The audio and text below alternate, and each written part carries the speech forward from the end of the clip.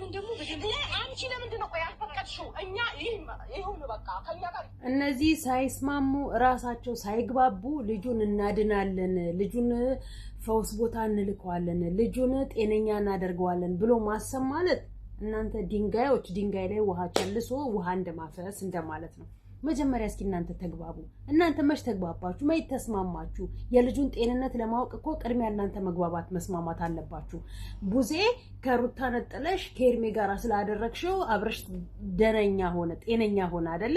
እዛ ጋር ሆኖ ደግሞ ውሰዱኝ ብሎ በማለቱ ትላንትና እነ ሩታ ጤነኛ አይደለም ስላሉ ዛሬ ከሄርሜላ ጋር ስለሆነ ጤነኛ እንዳልሆነ ትላንት ጤነኛ ነው ሲሉ የነበሩ ዛሬ ጤነኛ አይደለም ብለው ያሉት አንቺ ጤናውን ለመመለስ ብለሽ ሄርሜላ ዶክተሯ ጋራ ስላስቀመጥሽው ከሄርሜላ ጋራ ያዝናናሽው ከሄርሜላ ጋራ በድን አቅፎ እንዲኖር እያደረግሽው ከሄርሜላ ጋራ ፉል ሆኖ ደስተኛ ሆኖ ልጁን ስትፈልግ ኑር ስትፈልግ ሙት ስትፈልግ አባት ይኑር ስትፈልግ አባት አይኑር ብለሽ ያንቺን ልጆች ያለ አባት ተሸክመሽ እያሳደግሽ እንዳለሽው ሁሉ በልዑልም አክስት ሆነሻል።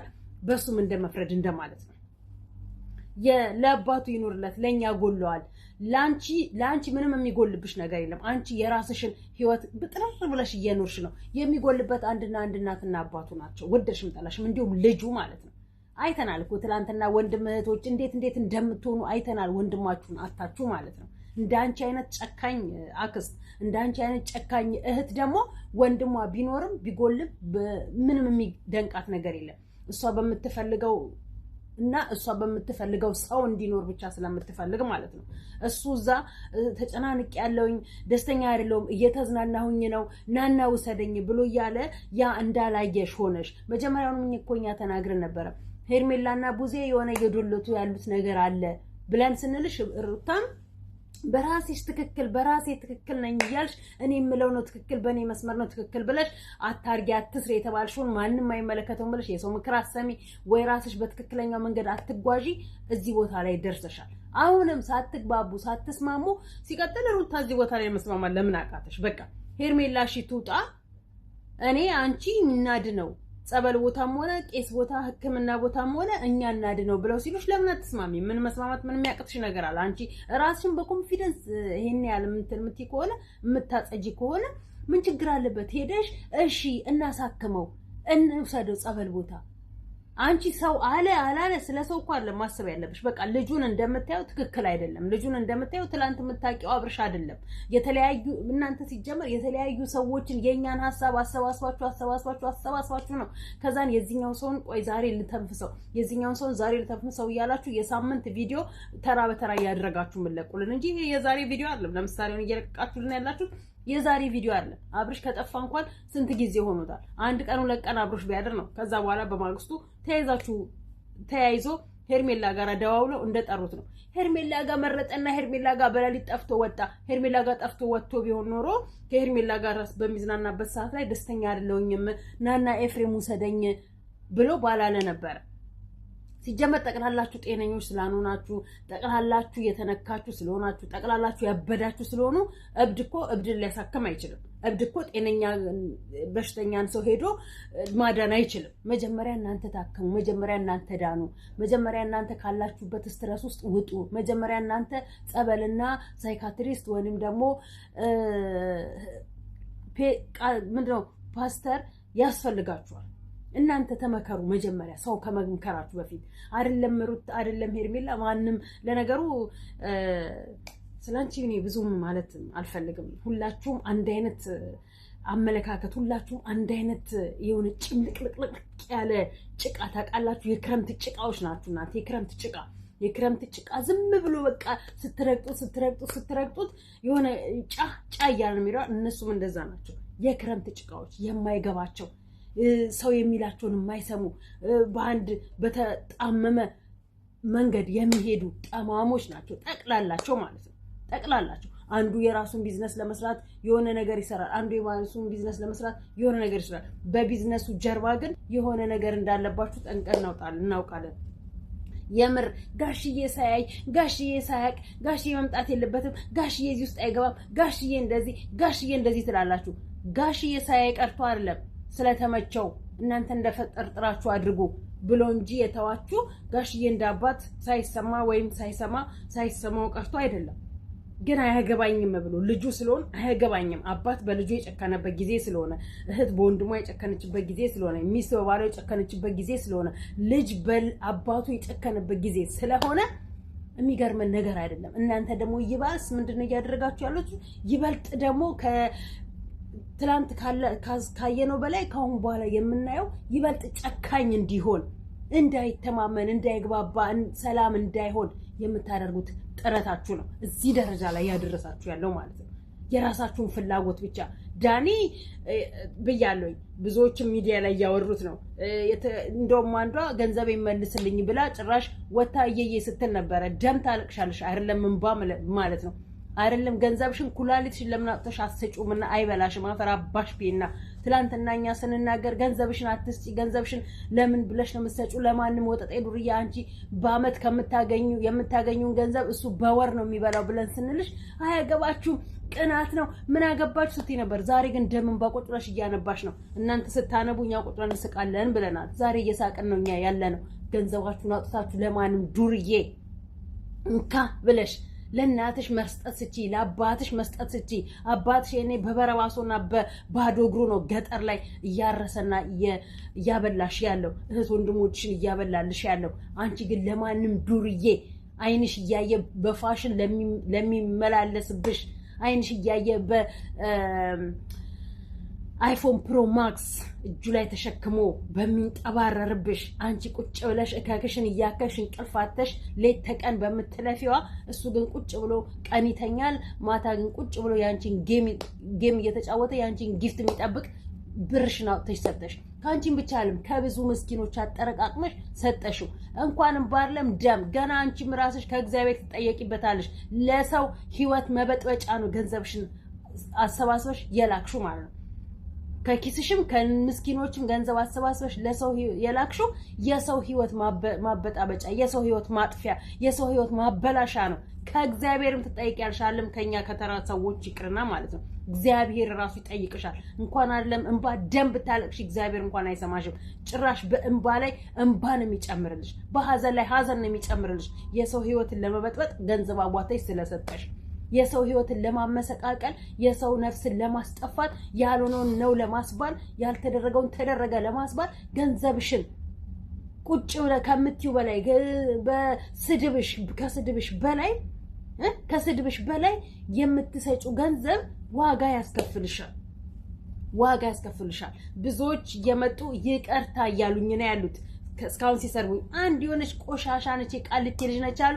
እንደው እመኑኝ የሷን ልጅ ስድብ የሚልክልኝ ሰው ለኔ ምን ያህል ወዳጄ ነው። የሷን ልጅ ስድብ ላኩልኝ። ምን እንደማደርጋት እኔ ነኝ የማውቀው። እዛው ቃሊቲ ውስጥ ማለት ነው ምን እንደማስደርጋት እኔ ነኝ የማውቀው። የት እንደሆንኩኝ አታውቀኝም። የማን ልጅ እንደሆንኩኝ አታውቂኝም። የአቶ መንገሻ ደምሴ ዘር ነኝ። አሳይሻለሁ ማን እንደሆንኩኝ ማለት ነው። ይሄም ያሳደብሽበትሽን አስመልሼ ይቅርታ ካላስባልኩሽ እኔ እናቴ ያልወደችኝ ወይ ደግሞ ዋጋሽን ታገኛታለሽ። የሰው ህይወት ላይ ነው የገባሽው አይደል? ባንቺ ህይወት በልጅሽ ከልጅሽ ጋር አሳይሻለሁ ምን አይነት ፎቶ ተነስቼ ወይም ደግሞ አስነስቼ እንደመለከልሽ ማለት ነው። ከዚህ አንቺ የምፈልገው ካንቺ እኔን የሰደብሽኝን ቪዲዮ ነው የምፈልገው። ከዚህ ደግሞ ያንቺንና የልጅሽን ፎቶ ልከውልኛል። ቃሊቴት አካባቢ እንደሆንሽ ምናምን እያጠራሁኝ ነው ያለሁት። አሳይሻለሁ። የሰውን ህይወት ለመበጥበጥ የሄድሽበትን ጉድጓድ ያህል ያንቺን ጉድጓድ ይቆፈርልሻል። የዛኔ ተስተካክያታለሽ፣ የዛኔ አርፈሽ ትቀመጫታለሽ። ለማይመለከትሽ የሰው ህይወት ገብተሽ እኛ እንደዚህ ትክክለኛ ሴት ልጅ ብትሆነሽ ያንቺ ሴት ልጅ እንደ ሄርሜላ አይነት በተንዘላዘለ አይነት ላይፍ ውስጥ አልፋ ትዳር እንድትመሰርትና ልጅ እንድትወልድ የምትፈቅጂ የጭንቅላት ማህየም ሴት ነሽ። የሰውን ህይወት እንደበጠበጥሽ ያንቺ ህይወት እንደሚበጠበጥ አለማወቅሽ፣ የሰውን ልጅ እንዲገደል፣ የሰው ልጅ እንዲረግሸን፣ የሰው ልጅ እንዲሰበር፣ የሰው ልጅ እንዲረገጥ እንዳደረግሽው ያንቺ ልጅም እንዲረገጥና እንዲሰደብ አለማድረግሽን አለማወቅሽ ነው። በአካል የሚያውቀው ሰው ተነግሮኛል። በአካል ያንቺ ልጅ ማለት ነው። ያንቺ ልጅ በአካል የሚያውቀው ሰው ተነግሮኛል። አንቺ የሰራሽውን ክፋት ግን በልጅሽ ላይ ምንም ነገር ማስደረግ አንችልም። እኛ ባንቺው ታለቅሻለሽ። አባቴ ሞት ተብዬ አብርሽ ጋር ሄጄ ላድነው ትያለሽ። ለአባትሽ ሞት የፈረድሽ አንቺ በቁምሽ የሆነ ቪዲዮ ቀረጽኩላችሁና ከዛ ጥሩ አይደለም፣ ሰው አይን ያስገባል፣ ሰውንም አጓጓለሁ፣ ሰውም ደስ አይለውም አልኩኝና አጠፋሁትን ከቀረጽኩትኝ በኋላ ማለት ነውና ዛሬ 21 ናት፣ መብርሃን ናት። የሰኔ ጾም ተፈቷል እና ዱባይ ላይ በ21 ዲስካውንት አላቸው። ዱባይ ዱካም ሬስቶራንት ማለት ነው እና ከዱካም ሬስቶራንት ጥሬ ስጋ መጣልኝ እና በጣም ነው የምወደው ጥሬ ስጋ እንዲህ እያሳየሁኝ ምናምን ነገር ካደረግኩ በኋላ ላጓጓቸው እችላለሁ። ስንት ጥሬ ስጋ የሚወድ ሰው አለ አስባለሁኝ። ያያችሁ ለሰው ልጅ አስባለሁ። ዝም ብዬ እንደወረደ ለሰዎች አላቀብልም እና በላሁኝና ወደ ቪዲዮ ቀረጻ ገባሁ ማለት ነው። ወንድሜ ነበረ ወጥቶ ከጓደኞቹ ጋራ ዛሬ ቤት ብቻዬን የዋልኩት ለዛ ነው ላይፍ ላይ ረዥም ሰዓት ጨርኩት እና ወንድሜ ከጓደኞቹ ጋር ወጥቶ ነበረ። በልተው ጠጥተው ገና ገብቶ ስራ ለቤት ይገባል። ገብቶ ተኛ። አሁን እንደውም ጮኬበት ነበር ለምን ቆየኩ ምናምን ነገር ስራ ገቢ ያደረኩ ምናምን ነገር ብዬ ማለት ነው እና ከቀረጽኩላችሁ በኋላ ይቅርታ ጥሩ አይደለም ብዬ አጠፋሁላችሁ ማለት ነው እና ወደ ገደለው ስገባ በ2018 ጂኒየስ ቡክ ላይ መመዝገብ ያለበት አንድ ግለሰብ አለ። እሱ ማን ይባላል? አብርሃም የጋሽዬ ስም ማን ነው አላውቀውም። አብርሃም ጋሽዬ ስሙን አላውቀውም እና እሱ በ2018 ድንቃ ድንቅ ድርጊቶችን እያቀረበልን እያሳየን ፈታ ዘና እያስደረገን እያናደደን እያስለቀሰን እያስጮኸን እያሰደበን እያዋረደን ብዙ ነገር እያስደረገን ስለሆነ በ2018 እውነት ለመናገር 2019 ሊገባ ሲል የአመቱ ምርጥ ሰው ተብሎ የቲክቶክ እና የዩቲዩብ አዋርድ ይሸልማል። እኛ ደግሞ ዩቲዩበሮች እና ቲክታከሮች እንደምንም ብለን አብርሽን ፑሽ እናደርግ እንዲሸለምልን ማለት ነው። በምን በሉኝ። አንደኛ ነገር ወንድ ልጅ የፍቅር ጥያቄ ሲቀርብለት ለሶስተኛ ጊዜ ፌንት የሰራ ወንድ አንድ በሉ። ሁለተኛ ነገር አንድ ወንድ ሆኖ ብቻውን ሁለት ሴቶችን እያፈራረቀ አንዴ እዚችኛዋ ጋር ናፈከኝ ሲል እዚችኛዋ ጋር እዚችኛዋ ናፈከኝ ስትል እዚችኛዋ ጋር እያፈራረቀ ተራ በተራ የሚደበርባቸው ሴቶች ስላሉ አንደኛው የልጁ እናት ናት፣ አንዷ ውሽሚት ተብያለች። የልጁ እናትን ላለማስከፋት ውሽሚትን ላለማስከፋት ብሎ ተራ በተራ እየሄደ ራሱ ላይ ድራማ እየሰራ ያስመዘገበ። በሶስተኛ ደረጃ ወዶም ሲሆን ሳይሆን በግዱ የተጠለፈ። ድሮኛ የምናውቀው ሴት ልጅ ስትጠለፍ ጠለፋ በጠለፋ ከተጋቡ ሴት ልጅ ስትጠለፍ ነው ተሰብስበው ብዙ ወንዶች በድራማው ምናምን እኛ ጋር ከተማ እንኳን እንደዚህ ጠለፋ ምናምን የለም። ተዋደሽ ተፋቀርሽ የምትጋቢው እንጂ እና በገጠራማው ላይ የምናየው ነገር ቢኖር ሴት ልጅ ብዙ ውሃ ለመቅዳት ስትወጣ ሊሆን ይችል ይሆናል፣ ከብት ልጠብቅ ስትወጣ ሊሆን ይችል ይሆናል። በድራማው ላይ ስናይ ማለት ነው እና ሲወራ ነው ስናይ ከዛን እንትኖች ወንዶች ይጠብቁና አድነው አግተው ተሸክመዋት ይሄዳሉ። እንስራዋን ሰብረው እግሯን ሰብረው ወገቧን ሰብረው ሊሆን ይችላል ወስደው ትዳር ያጫወታል። ከዛ በኋላ ደግሞ እዛ ከተቀመጠች ሲፈልግ ያሳድጋታል፣ ሲፈልግ ያስተምራታል። ካደገች በኋላ ሚስቱ ናት። በቃ አጠገቡ ቁጭ ብላ ሽማግሌ ይላካል መሰለኝ፣ አላውቅም። ሽማግሌ ይላካል እንኳን አላውቅም። ሆኖም ግን ኦፍኮርስ በገጠሩ ባህል በጣም የተከበረ ባህል ስለሆነ ይልካል፣ ቢጠልፍም ይልካል። እና ያ ተገለበጠና ሴት ልጅ ወንድ ልጅ የጠለፈችበት ድንቅ አይደል? በጣም ድንቅ ታይቶ ተሰምቶ ተደርጎ የማይታወቅ በእድሜያችን ሰምተን ወንድ ልጅ ጠለፈ እንጂ ወንድ ልጅ ተጠለፈ ሲባል ሰምተን ማናቅ ድንቅ የሆነ ልጅ ተሰጠን። ስሙ አብርሃም ጋሽዬ የቡታጅራ ድንቃ ድንቅ ዩቲዩበር እንበለው። ልጁስ ነገ ምን ይወጣ ይሆን? አብረን እናየዋለን። ለማንኛውም ግን እንዳረሱት ላስታውሳችሁ ብዬ ነው፣ እንዳረሱት። በእውነቱ ከሆነ አብርሽ በ2018 እንትን ከሆነ ይመጣል። በነገራችን ላይ ሩታ ዛሬ እንትና ደስታ 300 ሺዋን አክብረውላታል በግሩፕ። አያ ወሆ ማታ ነው ድሉ ማታ ነው ጉዱ እያሉ እንግዲህ ድሉም ጉዱም አንድ ላይ ሆኖ ተደበላልቆባቸው ዛሬ 300ን አክብረውላታል። አብርሽ ነው ያከበረላት አሉ። አብርሽ ያለው ተጠልፎ ከሄርሜ ጋር ክላስ ውስጥ ኢንጆይ እያደረገ፣ ቡዜ ደግሞ እዚህ ጋር ጸበል ነው፣ ሕክምና ነው፣ ማስተር ነው፣ ፓስተር ነው፣ ቄስ ነው፣ ሼክ ነው እያለች ታምታታለች። የትልቅ ቀላል የትልቅ ወራዳ። ዴቭም ልክ እንደዛው ትናንትና እኛና ቃልን የት እንዳለ እየዳነ ነው ሕክምና ላይ ነው ያለው ሲል ነበረ። ሲፎገር ደግሞ እዚህ ጋር ከሄርሜ ጋር መያዙን ተነገረን እና እነዚህ ድንቃ ድንቅ አይደሉም። አንደኛ ድንቃ ድንቅ አብርሽ ነው። አብርሽ ድንቃ ድንቅ በ3 ድንቃ ድንቅ ነገሮች ላይ ጂኒየስ ቡክ ላይ መመዝገብ ያለበት በኢትዮጵያ በዓለም አንደኛ። ምክንያቱም ወንድ ልጅ የትም አይጠለፍም። የትም ተደርጎም ተሰምቶም የማይታወቅ ለወደፊቱም የማይደረግ ትዕይንት ነው አብርሽ የሰራብን። በእውነቱ ከሆነ በጣም የሚደንቅ ትዕይንት ነው የሰራብን እና ወንድ ልጅ ብዙ የፍቅር ጥያቄዎችን ቀርበውለታል። ፌንት አልበላም። በስተመጨረሻ ግን ሚስቱ አራስ ስላለች ነው መሰለኝ ድንጋጤ። ሚስቱ ውስጥ ስትኖርም እንደዛው ነው። በቃ የሆነ በቃ አለ አይደለ። ብቻ ግን የፍቅር ጥያቄ ሲቀርብለት ፏፈሽ ተብሎ 400 እና አክብር ተብሎ በዛ በድራማ ውስጥ ፌንት በላና ወደቀ፣ ሆስፒታል ገባ። ሲነቃ እንዴት እንዲህ ትጠይቂኛለሽ ብሎ ያው ይሄም ድንቅ አለ ድንቅ ድንቅ። ከዛ በሁለት ሴቶች ደግሞ መወጠር። እናቴ የኔ ነክ ያንቺ አይደለም፣ የኔ ነው ያንቺ ነው፣ ውሰጂው አምጪው፣ መልሺው፣ ውሰጂው፣ ንኪው፣ አስነኪው፣ ስጪው፣ አትስጪው። እንዲህ ሆኖ ያለፈ ወንድ ታዲያ ድንቃ ድንቅ መባል ያንሰዋል? ያንስበታል እንጂ አይበዛበትም።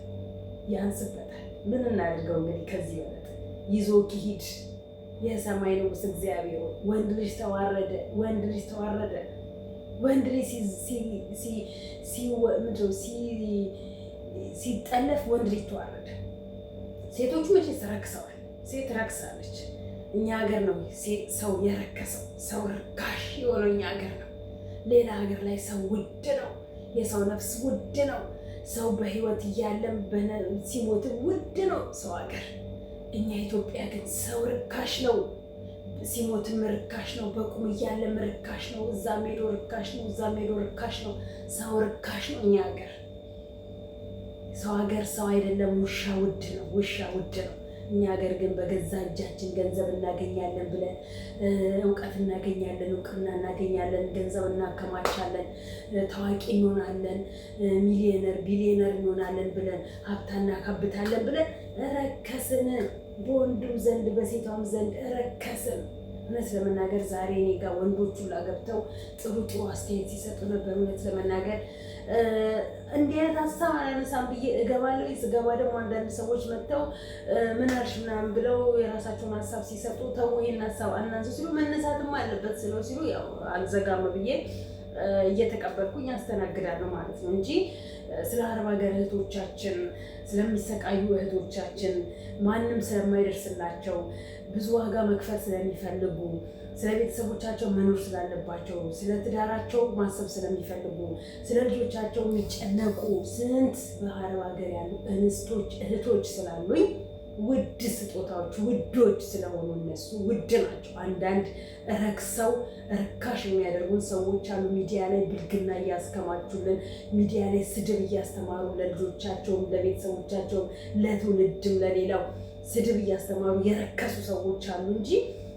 አሉ እኔ ጋር የሚገቡ ብዙ ደስ የሚላቸው እንዲህ ሌላ ርዕስ እነሱን ባታነሽብን ብለው ዲሌት ያደረጓቸዋሉ። ከስልካቸው ላይም ዩቲዩብንም ቲክታኩንም ዲሌት ያደረጉ ልጆች አሉ። እነሱን አላይም አንሰማም ብለው ማለት ምክንያቱም ከረከሰ ሰው የረከሰ ተግባር እንጂ የምትቀስሚው ከረከሰ ሰው የጥሩት ነገር አትቀስሚ። ስለዚህ የረከሱ ሰዎች ምን ያደርጉልኛል?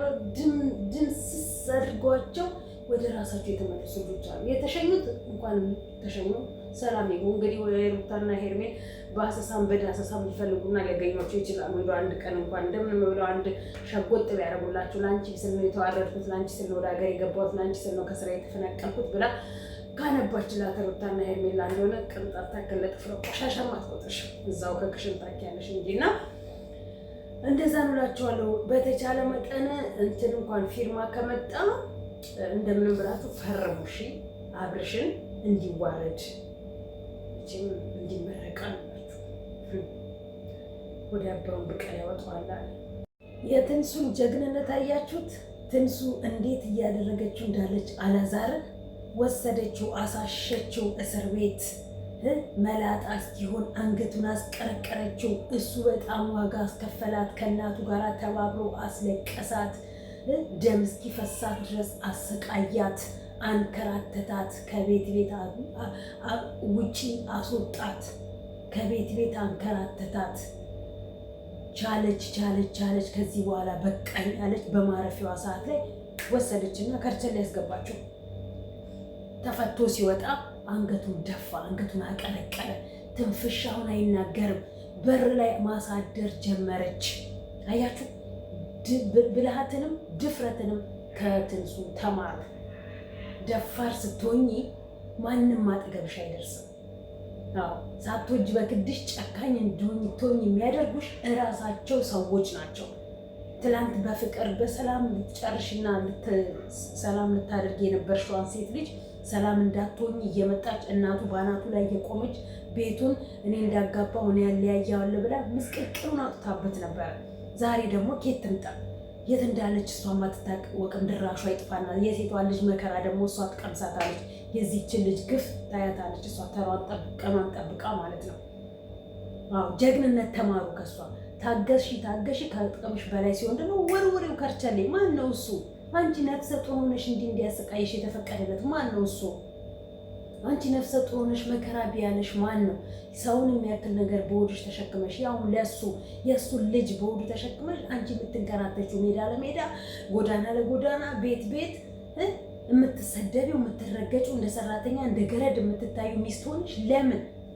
አይሽ እንደሷ ጀግንነትን ተማሩ። አንዳንዶቻችሁ ውጭ ላይ አፍ መካፈትን ከሰላምታ እንኪ ሰላምታ በመባባል ምንም የሚመጣው ነገር የለም። ይኸው ዛሬ እሺ ሁሉ ነገሩ በህግ ቁጥጥር ስር ዋለ። ከዛ በኋላ ህግ ነው። አሁን መኪናው ሳይቀር ነው የተያዘበት። ምንም ነው ማድረግ የማይችለው። ማደሪያ እስከ አቶ መብያስ አቶ በሯ ስር እስከ ማደር ድረስ አስደረሰችው። ልቧ በዚህ ሰዓት ላይ ሊራራለት ይችላል፣ ቀስ በቀስ ማለት ነው። ዳግም በህይወቱ እናት የምትባል አጠገቡ እንዳትደርስ በሩቅ እናቱን መርዳቱ እናቱን ማገዝ ከፈለገ በሩቅ እንዲህ የበጠበጠች እንዲህ ምስቅልቅሏን እያወጣች አማች ልትሆን ስለማትችል ማለት ነው። የእሱን ህይወት እንደበጠበጠች የእሷንም ህይወት የሚበጠብጥላት እስከሚያዝላት ድረስ ማለት ነው። የሰውን ህይወት መበጥበጥ ምን ያህል ዋጋ እንደሚያስከፍል መታገስ ምን ያህል ዋጋ እንደሚያስከፍል ከትንሱ ተማሩ። ትንሱ ዛሬ እንደዚህ ቅብር ዝንጥ ብላ እየወጣች እየገባች ነው። እንዴ ለምን ትጨናነቃለች? በሆዷ ያለው የሚያስጨንቃት አንሶ እሷ ለምን ትጨናነቃለች? ስገባ ደግሞ ምን አሉኝ ስወጣ ምን ይሉኝ ብላ ምን አስጨናነቃል? በሰላም ቤቷ ትዳር በያዘችው በህግ ላገባችው ባሏ እንዲህ የምትንከራተትበት እንደ ሸቀጥ እያመጣች ያችንም ለምታቀርብለት እናቱ እንግዲህ ባሏ እሷው ወርውሯታል መሰለኝ ሌላ ሸቀጥ ቤት ውስጥ አስገብቶ እሷም ደግሞ ተሯን ሸቀጥ ትውጣና ከየትኛው ወንድ እንደምታማርጥ እናያታለን። እንግዲህ በስተርጅና ውርደት ማለት ነው። ስለዚህ ይሄ ነው የሚጠበቀው። ለማንኛውም አንዳንዴ እውቀትን ግዙ እሺ። በቃ የተለያየ ሰው ለማየት ሞክሩ። አንድ ሰው ላይ ስታክ አድርጋችሁ ያንን ሰው ብቻ በተስፋና በጉጉት አጠብቁ። ጎብኘት አድርጉ። ሌላ ሰው እዩ። እነዚህ ቆሻሻ መልዕክት የሚያስተላልፉትን አውጧቸው፣ እርሷቸው። አለቀ። ለማንኛውም ላይክ፣ ሰብስክራይብ ያደርጋችሁ አበረታቱ። ነው ማለት ወዳችኋለሁ።